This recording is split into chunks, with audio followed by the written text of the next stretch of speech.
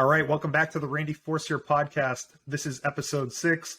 Today I have Brian Curit joining me. Many of you may know him as Coach Curit. He was my coach growing up, someone I look up to a ton, has had a huge positive influence on my life. And I'm looking forward to talking to him today. So, Coach, thanks for coming on. Yeah, you're very welcome. So, first podcast for you? Yes, it is. I was talking to Matt this weekend. I know you guys had been in touch. And he said you told him that you were doing my blog, is what he said. All right, this is gonna be a dump fest, right?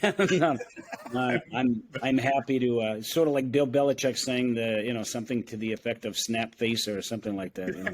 That's pretty much exactly what I was thinking when he told me that. We both had a good laugh out of it. So, as I was telling you offline, I started this podcast a little while ago as a way to talk to people in my life, important people in my life, important people in the community. Some people that I think have something to say or people would be interested in.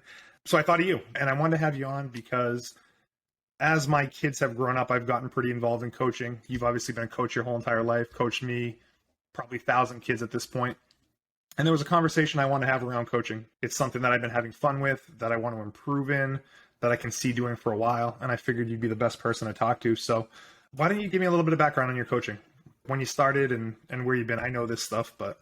as coaching football was 1983. I coached at Orchard Beach for 2 years, and then in '85 I came home to Biddeford, and then I worked. I was a freshman coach, and then in 1994 I became the head football coach here. So the big reason I think that you and I talking, I was very much influenced by my coaches, and that's the reason why I decided to go into coaching and education as well. That's one of the things I wanted to ask you about. Would you say that it was mostly having an impact on kids that is the reason you wanted to coach, or was it the game of football, or a combination of both? Definitely a combination, because the way I looked at it, I having grown up without a father, I was constantly sort of looking for, male role models. What a men's, like they're supposed to be like, what a father's supposed to be like. And as I said, from an early age, from my days literally at St. Andre's with Paul McDonough and Paul Robitaille to the, obviously meeting the four men that would really shape me at the high school, they influenced me a great deal. So then I said, gee, you know what? I loved the competitive nature of coaching. But the biggest thing is I really thought I could, or at least I hope I could make a difference with some people. Yeah, and have a positive impact. For me, coaching, one of the funnest things has been seeing kids that actually weren't that good. I coach softball, so that's a little bit different than football, but seeing the girls come into the team that have never touched a softball before, not very good, but definitely were enthusiastic about it, make progress over the course of the season. And then by the end of the season, they're better throwers, better hitters. And I wouldn't attribute that to my coaching particularly, but just the fact that they're doing it every day. I find that to be super rewarding. And I imagine same type of stuff for you. Yeah, I think that's very true. And I'm a big believer in repetition's the mother of all learning. And you see that at that level, you can see improvement, not in a long period, and it's pretty drastic, isn't it? Yeah. Well, softball season's only, it's 2 months. We probably have 12, 13 games, probably half dozen practices, and just in that period of time.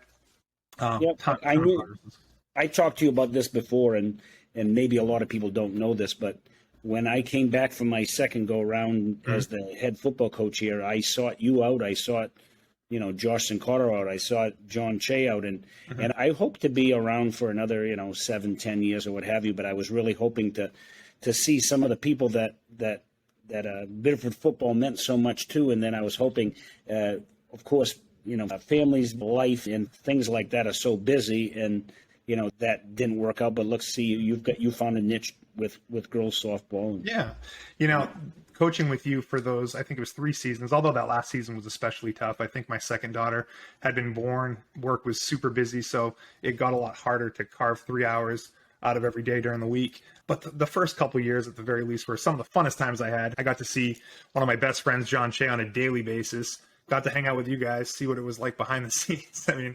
You sent me a text yesterday, and it's still some of those guys that we're in touch with. And I think that those relationships are so awesome. So I'll always have fond memories of that time coaching. And I was flattered that were hoping that some of us would want to continue with the program. That would be a dream come true for me.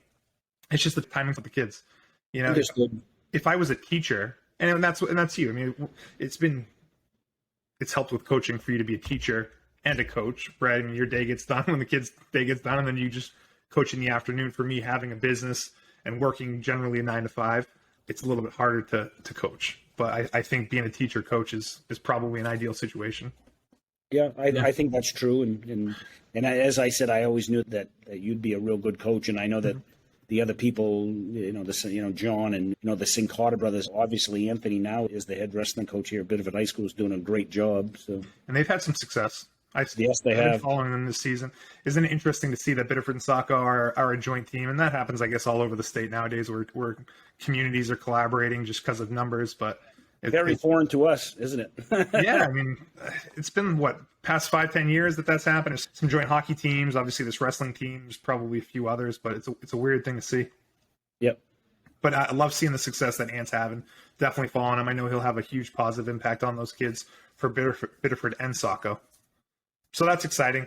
As far as some of your best memories in coaching, what comes to mind for you? Is it coaching with Coach Landry, obviously some state championship teams that you're involved in? What are some of the things that come to mind as highlights for you?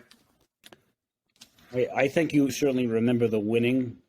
I think the big thing is the journey along the way. I think about, you and I have remained close all these years, and there's a handful of teams that I really believed. And Mike Fector and I had this conversation during the 94 celebration back a few years ago at now Smitty's, but we had near misses, and I thought that your senior class in particular really deserved to win a championship in 02, 03, those 2 years.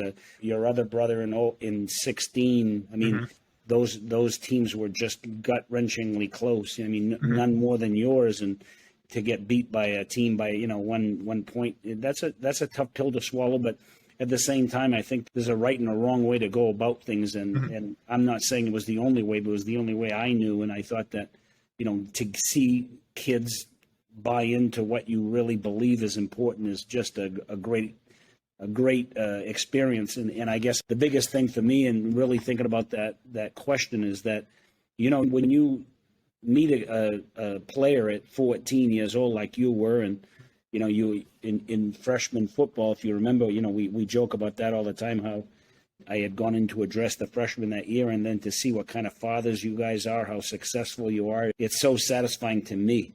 And you've decided to make your home here, and I think that's even more special. Absolutely, yeah. It's important for me to be part of the community. I talk about that a lot to people. It's probably annoying as often as I say it, but it's definitely important for me, any community that I'm involved in, to be a part of it, make it better. There's plenty of people that complain in this world. They bitch and they complain, and no one wants to be a part of the solution, and that's always the way that I want to be. So rather than complaining, I'd rather be one of those guys that are having an impact, making a decision. And I think I got a lot of that from, my parents or people like you in my life. And that's definitely something I appreciate. That's flattering. And as I said, you're good at it too. Your demeanor is allows you to not get too high when things are good and too low when things are bad. And that's always been one of my worst habits. Yeah. I guess that's just the way it is. You should see me when I'm not in front of the camera. Now, what's your advice for people that are thinking about coaching? Like someone in my situation who wants to improve as a coach, and what are you telling people in that situation? I think anybody that has an inkling to coach, they should coach. My thought on that, and I all the years that I coached here, I never ever said no to a volunteer, never. And I thought that if somebody wanted to, now sometimes 99% of the time it worked well, and there was always times where it didn't work out so well. But I think if somebody thinks that they can be a positive influence, I think they should. I think it becomes even more critical when you have your own kids, because I think that you're the type of person, and I know Coach Cody had said that literally 40 years ago, basically saying, hey, you never know who your son or your daughter could end up getting coached by, and that you're going to do things the right way. And I think that there's no substitute for experience. because then you see what works and what doesn't. And the challenging thing about any sport that you coach, it's every year is different, you know? I think that's important because 3 years into really coaching, 3 or 4 years really into coaching softball, and I think I've learned something every year. And actually, we're getting into all-stars now. My oldest daughter is on the minors all-star team for softball, and She's 9 or 10. She's 9, and we're starting that actually tonight. But it's probably going to be the most competitive sport that I've coached. When you're coaching coach pitch and minors, regular season teams, and you're just trying to instill the basics and trying to get people to hustle and listen. Now we're trying to win, so we're really stepping up the competition. So I think this will be a good experience for me to kind of come back and carry with me moving forward. And it's something that I'm sure I'll learn from and remember as we move forward. And good luck to you. That's great. I mean, what a great experience for your daughter as well. Yeah. Now it's practice. She's in for a little bit of a rude awakening for what it's been. But now it's practice every night of the week, 6 to 8, 2-hour practices. Everything had been an hour and 15 minutes before. But I think the improvement that they'll have just in playing this All-Stars, whether it's 2 weeks, 3 weeks, 4 weeks, whatever it ends up being, depending on how far we go, it's better than any regular season or clinic or anything that we could do at the house. And you're going to see, where we were talking about the improvement. Wait till you practice every day. The improvement is going to be, drastic, I think. I think so too. I'm really excited about it. But again, it's going to be a lot more competitive than what I'm used to. So I'm thinking, okay, what are we going to do differently? And I'm lucky to be coaching with some people that have some experience. I'll just try to be a sponge while I'm doing it because I want to keep coaching. But this brings up a thought then. Do you ever question yourself and your ability to coach, or maybe early on, like, am I doing the right stuff? Am I clicking with these people? I'm talking about 10-year-old kids, and you're talking I'm probably a different type of person that you're coaching. But don't forget, I coached baseball for a long time. I coached at the Little League level when my son came through. I've coached a lot of age, youth football. Mm-hmm. And I think it's all still a whole learn. I think kids are kids. I think that, I think about how many mistakes I made along the way and how, it's kind of a double-edged sword because I think about that all the time because now I'll never coach again, and I'm pretty sure about that. Really? Okay. Yeah, but the funny thing is that I think about when you're young, you, at least especially during football, I was just so terrified of failing, and I thought that we had such a something to live up to in regards to the reputation that Biddeford had, is that I was terrified of failing. So I think that at times I ended up being maybe a little too sort of overzealous, if that's I could use the word, other words, but. And then towards the end of my career, I became a little more tempered. And sometimes I think about, while it was good for me that way, I think I think that part of the fire that got extinguished somewhat as you get older or what have you. I think that it's kind of a catch-22. You could say it's good or bad, and I'm not even sure what I'm saying makes any sense to you. But I think you would call it you're getting soft. So. Yeah, and Biddeford, we're not soft. We're old school and blue collar. Blue collar, yeah. No, I get it. And how many years total did you coach? If we think back, so 85 to when did you stop? 2008? I think it was 39 years ago. Is that what it was? And then at Biddeford, it was 37 or so, or 30. Well, not that many because I've been out of it for a few years now, but. I'm not exactly sure. I was the head football coach here for 20 seasons. So, what was it like coming back that second time? Because that was a big deal for me. I mean, I wasn't in school anymore. I was out of school, but it's like, wow, Coach Curit's coming back. Was that how exciting was that? Were you ready for that second challenge? It was like MJ coming out of retirement. Not quite. No, it was. I guess the biggest reason why I did it is because, having watched my son, your brother, Austin Dutremble, I can think of Brady Crapo. There were, Patrick Pearl. I mean, the list, and I hated to name names, but I knew what kind of talent there was, having seen those kids grow up. And I was really excited about the prospect of maybe getting an opportunity to see these guys through, and meaning that, maybe they could end up, getting to the top of the mountain, and along the way there were so many great kids. And, my son obviously grew up hearing stories, and, and so did your brother, in regards to both, you and Matt's experience, and the journey along the way was great.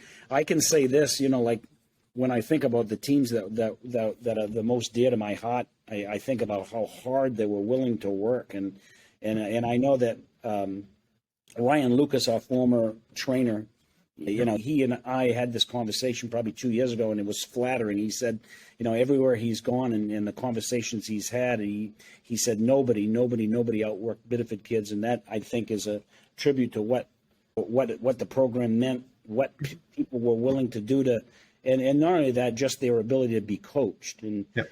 I have such great memories in regards to that stuff, I remember the summer lifting programs, the working out in the field in the summertime and doing all kinds of different things with my teammates. That's stuff that we still talk about. Remember, it has a huge impact on us. Yeah, well, it's as I said, are there other ways to sort of do it? Yeah, I suppose, but that was what I was coached by my coach, and who obviously will go down as one of the great coaches in history, and it's the way I knew. Yeah. Well, again, it certainly had an impact on me. So, I appreciate it. And I think it had an impact on the 1,000 kids that you've coached and all the success that they had. Now, you said that you don't see yourself coaching again. I assume you're talking about football because you are coaching baseball right now as an assistant. So what do you see for yourself in the future for coaching? I think Keith LeBlanc and I are real good friends. Keith had a longtime assistant, Sean Dakota, who, because of his job, was unable to coach this spring. And that was kind of a conversation he had. And then, it just happened by, hey, would you consider coaching? And I said, well, how about giving me the weekend? And then I got home and I talked to my mother about it. She knew how much as much as I love football, I love baseball. I wouldn't necessarily, it'd be hard for me to make an argument about which one I'm more passionate about. But I said, you know what, I want to do it. And I'm glad that I did it. But frankly, I think a lot of the, the perception was that I coached football and I was there to sort of, do what Keith asked me, which was true. But I thought there were times where you think you could help somebody improve, and and maybe they listened or maybe they didn't. But it's all good. I had a great experience. It was. Was that a one and done type scenario for you, or do you think you'd help in the future? I'm not exactly sure. Yeah. I sure as heck would not want to be a head football coach or a head anything anymore. Anything. I think about, I think about when Joey or Maria have kids. I think I would love to be a sort of a person, especially at the lower levels, like you said. I really missed that age because I really thought that kids were sponges there too. To use your word that you used earlier, I thought you could really show them how to do something and they would listen, as opposed to, I think that sometimes, unfortunately, and we've all been there, where you get so old that you're not always receptive to people that's. Yeah. And that's all. Now, how far away are you from retirement, you think, on the teaching side of things? 3 years. You answered that very quickly. Yes. August 1st of 2025. And it is that day. And trust me, this is year 35 that I'm wrapping up to Wednesday. And I've loved 99.9% of the time that I've had in the classroom. But it's, I think, teaching, and because now you're spending time on the political side. Yeah. As a member of the school board, it's not an easy gig. And ironically enough, it's funny because my daughter Maria, she's wrapping up her first year as a teacher at Deering High School, and she's the head girls track coach there. And I did not realize that. I knew she was back. We saw her a few weeks back, but I did not realize she was teaching and coaching. Yeah, she was the director of the youth services for Southern Maine Healthcare, and then she sort of always had in the back of her mind she wanted to teach. And I was thinking to myself, oh goodness, because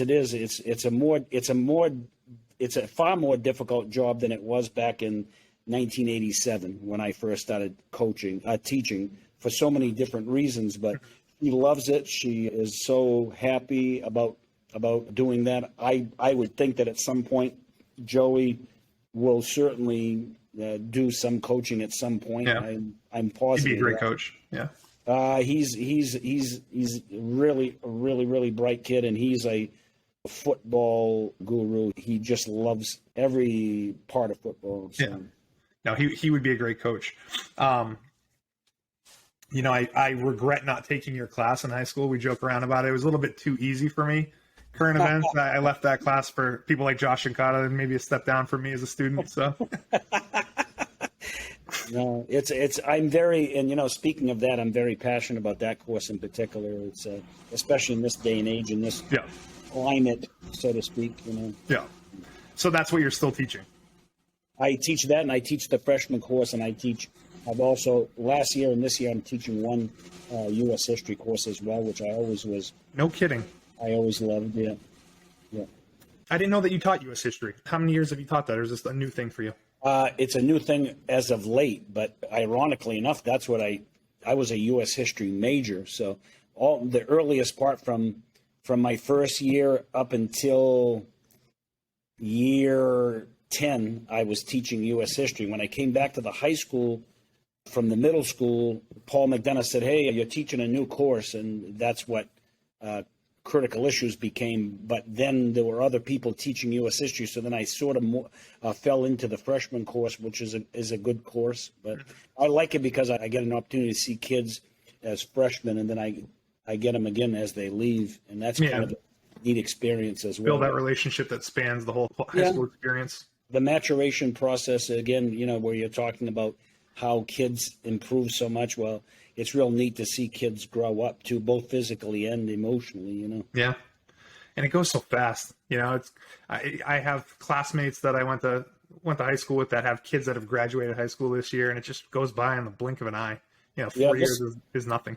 In a couple of months, we'll be celebrating my 40th class reunion. Can you imagine that? I mean, that doesn't even seem possible. Yeah. We missed our 20th because of COVID. What are we, 22 or something? But, still stay in touch with a lot of people. But it definitely is a lifetime ago, and we're just little babies back then. I remember when I was coaching with you, 6, 7, 8 years ago, I remember thinking how young the kids looked as a coach compared to when I was playing, when I thought, I'm 16 years old, hot shot, think you're all cool. And then when you're a little bit older, looking at these things that look like little babies. But then they graduate high school, and it's all good stuff. Those are the main things that I wanted to talk to you about today. I thought it was a great conversation about coaching. Some of your thoughts, definitely some things that I'll take to heart and carry with me as I coach moving forward. And I appreciate you taking the time to be on. No, I'm happy to and flattered that you asked, and anything for you for certain. Yeah. So. Now, before we go, have you been watching any basketball at all? I'm a Celtic fanatic, yes. So what do you think about tonight? I'm nervous. You know what? But again, I guess I take solace in the fact that they haven't lost, after they haven't lost, they've won after every single loss. Yeah. It's getting to be really ridiculously, it seems like they're never comfortable being comfortable where, they could have had a stranglehold on the whole series at 3-1. My son will be texting throughout the whole game, again, kind of complaining about my favorite player is Marcus Smart, and he's hoisting it seems like he's the only guy interested in shooting at the end of the game. And I'm not so sure that's in the best interest of we Celtic fans, He can make them once in a while, but it's not where I want to be. But they leave him open. They give him the shots, and he hasn't always come up clutch. But I feel the same way. They could make it so much easier on themselves. But it does give me hope that they play well on the road and they bounce back after losses. Just need Jason Tatum to be a star for once. He seems to be folding a little bit.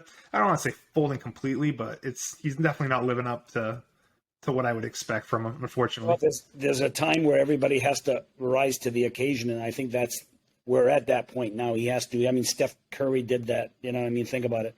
Unbelievable. It's really something to witness, and you know what? Every great player, has to put the team on his back at some point. And I really thought that at the same time that might be Jaylen Brown too, because Jaylen Brown was always kind of like he took a back seat to, and who knows. We'll see. I'm looking forward to it, but I just hope that, it would be. I know it's quite a pipe dream, but if they could win tonight and then go back to Boston and win 6, insane. You know what I mean? But so it's Monday, Game 5 tonight, and I probably won't even put this online till next week. So we'll see. We'll see how it all goes between then. Hopefully, there's some good news by then. But I just got to stay up for the game. That's the only tough part with these 9:00 tip-offs. Isn't it true? I got to set an alarm on my phone for 11:15. Make sure I can catch the end of the game in case I fall asleep. Yeah, and I'm very much a morning person, so that makes the day real long. So same. great, and good luck. Good luck on your journey with Aubrey and her friends. Yeah, definitely. I'll keep you posted. It's going to be exciting, and again, appreciate you coming on. We'll see where this goes. Maybe do it again sometime, and go from there. So thanks again, Coach. Appreciate it. Thank you. Thank you.